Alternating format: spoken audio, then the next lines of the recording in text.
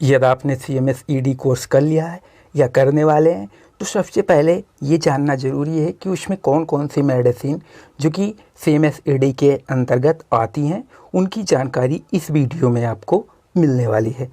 तो यहाँ पे सबसे पहले बात करेंगे CMS-ED की लिस्ट जो है वो 100 मेडिसिन की है।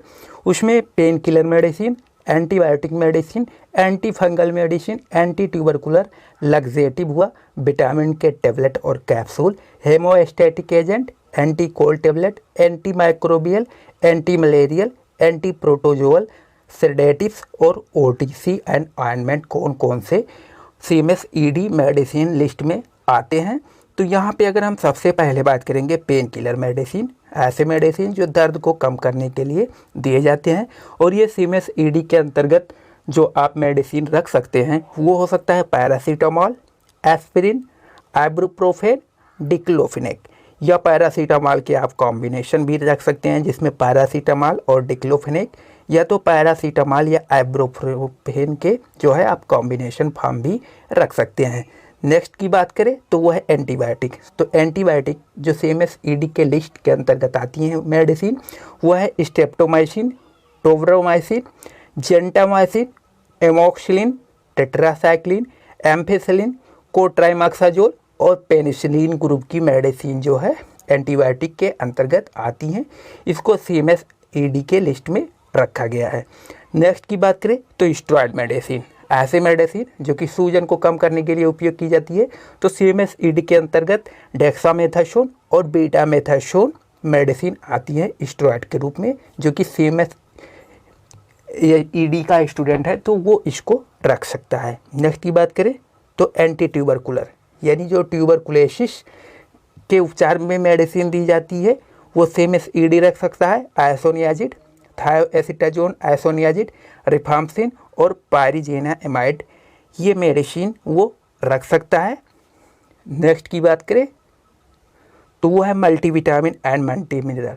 इसमें कुछ ऐसे मेडिसिन है जो कि मल्टीविटामिन मल्टी मिनरल कैटेगरी के अंतर्गत आते हैं तो उस मेडिसिन को भी CMS-ED के लिस्ट में रखा गया है। जैसे कि एंजाइम के टेबलेट, अगर कोई भी एंजाइम का टेबलेट है तो उसको, विटामिन के टेबलेट और कैप्सूल, B कॉम्प्लेक्स जैसे कि विटामिन A, C, E के कैप्सूल, मल्टीविटामिन के टेबलेट, फोलिक एसिड के कैप्सूल और टेबलेट ये CMS-ED के अंतर्गत आते हैं।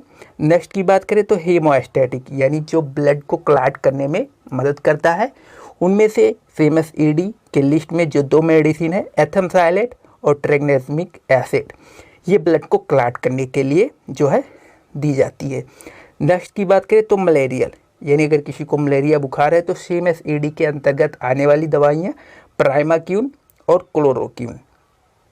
नेक्स्ट की बात करें जो कि यूज की जाती है CMS-ED के अंतर्गत लिस्ट में नियोमाइसिन बेसिट्रिन की ऑइंटमेंट आती है जो कि एंटीबैक्टीरियल है, कैलामाइन की लोशन आती है, बेंजिल बेंजोएट का लोशन आता है, रिंगवार्म के कई सारे ऑइंटमेंट आते हैं तो इसको रख सकता है, पोविडान आयोडीन के ऑइंटमेंट आते हैं, इसके गार्गल भी आते हैं तो उसको रख सकता है, बेटनोवेट के NYC स्किन क्रीम आता है इसको रख सकता है, शुमेक के ऑइंटमेंट आते हैं तो उसको CMS-ED के अंतर्गत लिस्ट में रखा गया है।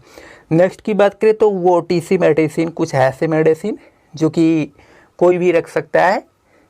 हाइड्रोजन पेरोक्साइड के solution, gentian violet paint, Iodex balm आता है, बोरिक एसिड के पाउडर आते हैं तो इसको भी CMS-ED के अंतर्गत लिस्ट में रखा गया है।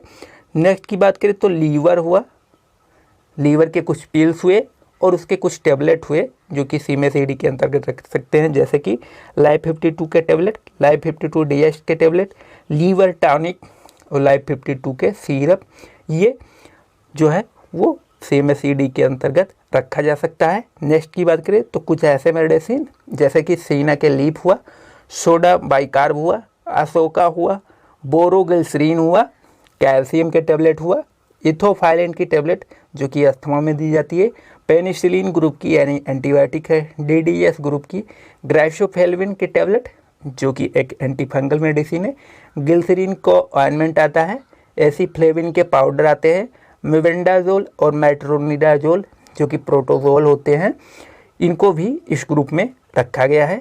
नेक्स्ट की बात करें तो कुछ ओरल कॉन्ट्रासेप्टिव पिल्स और सिरप जो कि महिलाओं में उपयोग की जाती है, जैसे कि ओबराल, ओबराल जी, ओबराल एल, अशोका हुआ, एम्टूटोन हुआ, प्रोजेस्टेरॉन हुआ, नार्थिस्टेरॉन हुआ और मेड्रॉक्सी प्रोजेस्टेरॉन हुआ।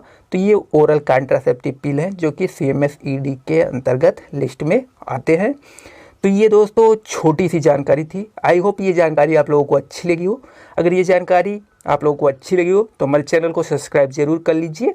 दोस्तों अगर इसका आप डिजीज रिलेटेड यानी CMSED के अंतर्गत कौन कौन सी बीमारियां आती हैं, अगर उसकी जानकारी चाहते हैं तो हमें कमेंट करके ज़रूर बताएं।